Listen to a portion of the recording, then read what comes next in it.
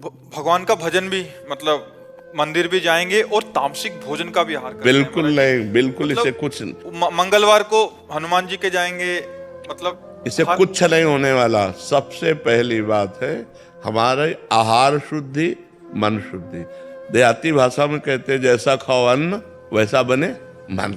देखो, अगर हम शास्त्र की आज्ञा का पालन नहीं करेंगे और मनमानी आचरण करेंगे तो नरक जाओगे। पहले आहार शुद्धि, मन शुद्धि।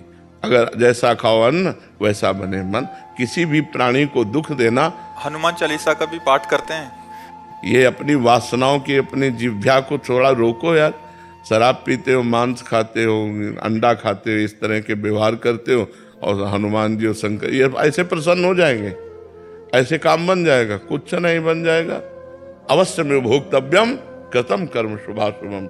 जो तुम कर्म करोगे तुम्हें भोगना पड़ेगा। चाहे मुर्गा हो, चाहे बकरा हो, सब जीव अपने प्राण बचाना चाहते हैं। सब जीव, तुम उनको काट कर खाओगे, वो भोगना पड़ेगा।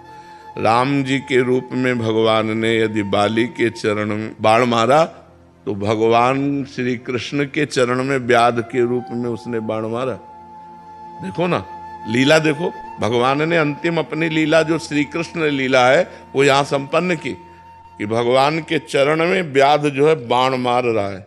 अब आप विचार करो, जब वो सरकार समर्थ होते हुए भी अपने लीला का लीला दर्शन कराते हैं। श्रवण कुमार के वध का संयोग बन गया दशरथ जी के हाथ से, शब्द वेदी बाण मार दिया। तो देखो, उनका जो कर्म था वो तड़प तड़प के अपने पुत्र भगवान राम के वियोग में प्राण त्यागना पड़ा कि नहीं पड़ा?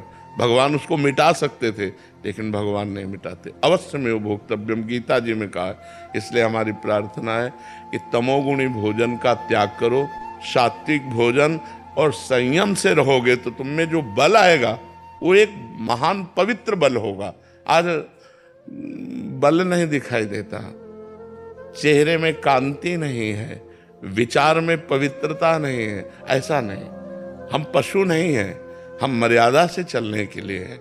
हमारी मर्यादा बनाई गई, शास्त्र मर्यादा हमारी कानून व्यवस्था है। यदि हम शास्त्र मर्यादा से चलेंगे, शास्त्र कानून से चलेंगे तो हमारा मनुष्य जीवन सार्थक हो जाएगा, नहीं तो निरर्थक हो जाएगा। जैसे आजकल बच्चे कहते हैं हम स्वतंत्र हैं। नहीं, स्वतंत्रता नहीं। माता पिता की आज्ञा की परतंत्रता, शास्त्र की आज्ञा की परतंत्रता, गुरु की आज्ञा की परतंत्रता, कानून की परतंत्रता, अगर ये स्वीकार करोगे तो स्वतंत्र हो जाओगे। अगर मनमानी करोगे तो परतंत्र हो जाओगे। मनमानी स्वतंत्रता नहीं होती, मनमानी इंद्रियों की परतंत्रता होती। जो इंद्री कहती वही हम कहते हैं। आप अपने को स्वतंत्र समझते हैं इंद्रियों के गुलाम, मन के गुलाम, तो स्वतंत्रता कहाँ है? स्वतंत्रता तब होगी जब हमारी बात पुनः समझ ले। शास्त्र आज्ञा के अधीन चलोगे, गुरु के अधीन चलोगे, संतों की वाणी के अधीन चलोगे, भगवान शास्त्र और संतों के रूप में विराजमान है, तो आप स्वतंत्र हो जाओगे, माया मुक्त हो जाओगे। तो आचरण और भोजन, ये दो का बहुत बड़ा योग है। अगर हमारा भोजन ठीक तो हमारे आचरण ठीक होंगे, हमारे आचरण ठीक तो हम भगवान को प्रसन्न कर सकते हैं। गंदा आचरण। अभी कल परसों एक प्रश्न आया था कि गांव देहात में महाराज जी क्या है कि छोटे छोटे देवी जी के मंदिर हैं और गांव में किसी के घर में बच्चा हो रहा है या शादी हो रही है तो महाराज जी बकरा लेके और फिर उसका वो करते हैं, बलि देते हैं। फिर महाराज जी फिर पूरे गांव वाले आते हैं, फिर पूरा मांस वो करते हैं। मंदिर भी जा रहे हैं महाराज जी, देवी की आराधना भी कर रहे हैं। ये सब भोजन, ये आसुरी वृत्ति है, इससे भगवत प्रसन्नता नहीं होती। हम सबको ये बताना चाहते हैं, जगदम्बा को जगत जननी कहते हो तो बकरे की भी माँ है, जगत जननी है ना। माँ अपने पुत्र की बलि से प्रसन्न कैसे हो सकती है? हमें तो नहीं समझ में आता। और जब वो जगत जननी है तो बकरे की भी माँ है, वो भैंसे की भी माँ है, वो गाय की भी माँ है। वो माँ जो जगत माता है वो अपने पुत्रों की बलि से प्रसन्न कैसे हो सकती है? अगर वो प्रसन्न होती तो तुम्हारा मंगल हो जाता। किसका मंगल हुआ बकरे की बलि चढ़ाकर? हमें बताओ। देवी अप्रसन्न हो जाएंगी अगर नहीं किया ऐसा, तो महाराज जी ये भी माने। अरे अगर वो अपने स्वरूप में आ जाए तो सबको चाट जाए उनको।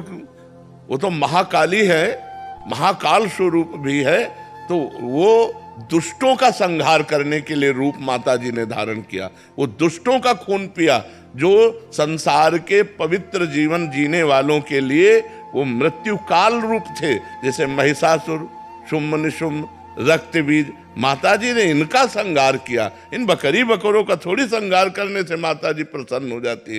ये तो मूर्खता है, कोरी मूर्खता है। कभी माता जी प्रसन्न नहीं होती।